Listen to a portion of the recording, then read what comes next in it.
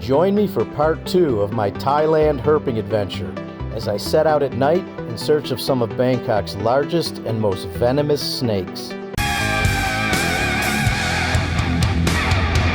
Nature in your face! All right, we are on the road. I'm with my buddy Neil and my guide Palm, driving through the center of Bangkok, getting ready to do some serious night herping. This is it. We're here. We'll be hiking this grassland habitat for the next few hours, looking for retics, vipers, cobras, sunbeam snakes, anything else on the crawl. Oh my God. Come on. He's pissed off. I know, he's pissed off. Oh, there we go. I got him.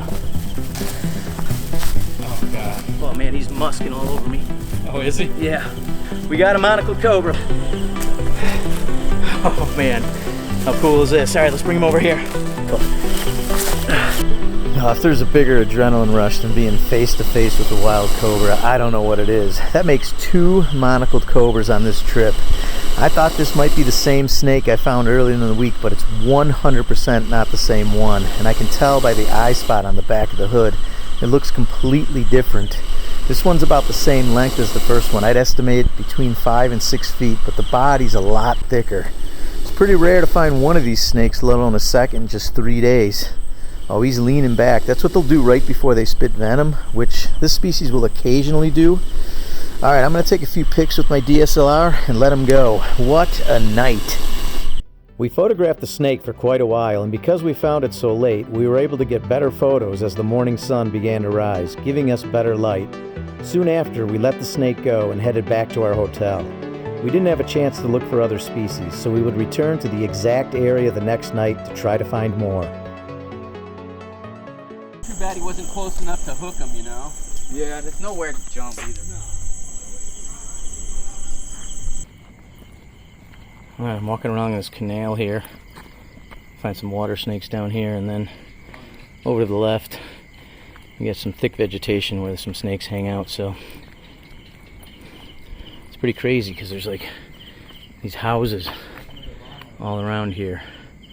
Yet these snakes are perfectly at home right alongside these residential areas. I just spotted a puff-faced water snake sitting on some debris here in the water. Cool snake. I've never seen one of these guys before. He's just down there hunting for fish. They've got this cool pattern on the top of the head that looks like a skull. And supposedly the face looks swollen, almost like it's inflated with air. That's why they get the name puffed face.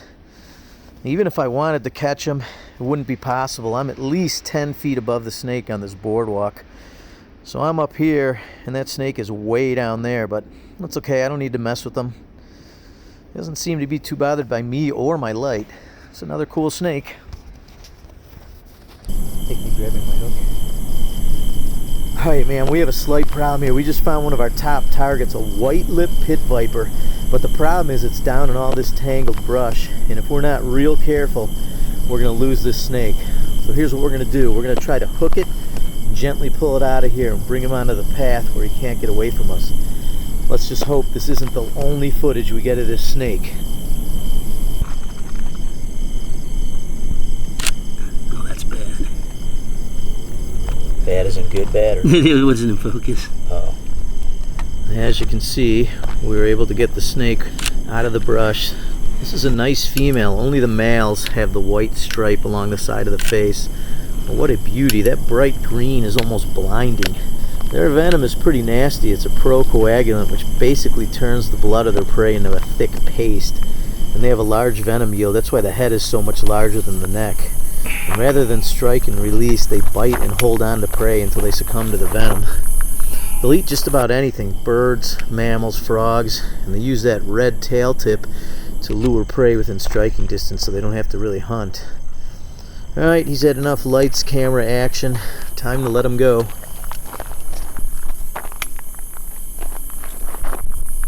There's this huge Tokay gecko hanging out on this retaining wall. I'm going to try to creep up on him, and we'll see if I can get close to him without scaring him away.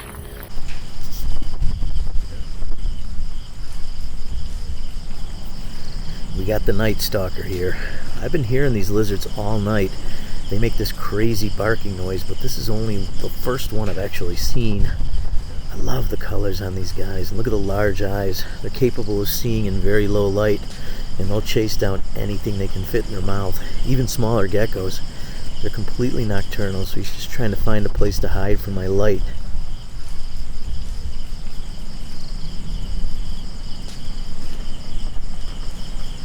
This is a really cool snake. Unfortunately, we can't get close to it. That is a golden flying snake. One of the 3 species of flying snakes here. This one's really pretty. It's gold and black, but unfortunately I'm only going to get a shot of its belly. It's okay. It counts, right, Palm? Of course it counts. Alright guys, we got yet another snake species, actually 2 of them here. A long-nosed vine snake. This one's a little bit smaller than the other. Now you can tell the difference between the ones in our other videos from Singapore. This guy, just like its name describes, as he bites me, has a super long nose. Now these are rear-fanged venomous. That's not going to hurt me. They're harmless to people. They eat a lot of the Calotes lizards around here. We've been seeing them in the branches. But check that out. Got 2 snakes on my snake hook. Hopefully this isn't the last species that we find. Pretty cool to have 2 long-nosed vine snakes right here on my snake hook. This is how you put a stamp on a night out herping. You hit the dang bullseye and find all of your target species. We've got a large-eyed pit viper here, the only other pit viper native to the area. They're easy to identify. Look at that bulging yellow eye. They also have a background color that's more of a bluish green when compared to the neon green white lip viper that we found earlier. Look at the blue stripe under the eye. Come on. That's Mother Nature telling Picasso, hold my beer.